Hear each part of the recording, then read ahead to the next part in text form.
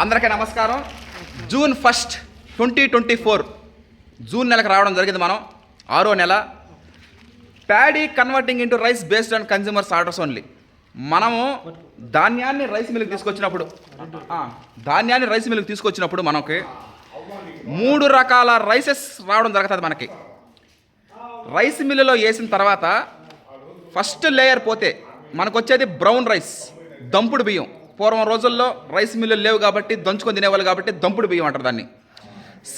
అది తర్వాత వచ్చేది సింగిల్ పాలిష్. ఫస్ట్ లేయర్ పోతే హస్క్ పోతే మనకు వచ్చేది బ్రౌన్ రైస్. నెక్స్ట్ సింగిల్ పాలిష్లో హస్క్ పోతుంది, బ్రాను పోద్ది. ఫస్ట్ లేయర్ సెకండ్ లేయర్ కూడా పోద్ది ధాన్యంలో.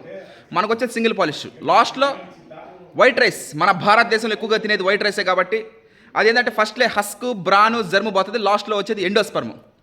అది 3 టైప్స్ ఆఫ్ రైసెస్ మనకు రావడం జరిగింది. సివిఆర్ మెథడ్ ఫార్మింగ్లో మన పంట పండించడం జరిగింది పోయిన సంవత్సరం. ఇప్పుడు రైస్గా రిలీజ్ చేయడం జరుగుతుంది. Thank you.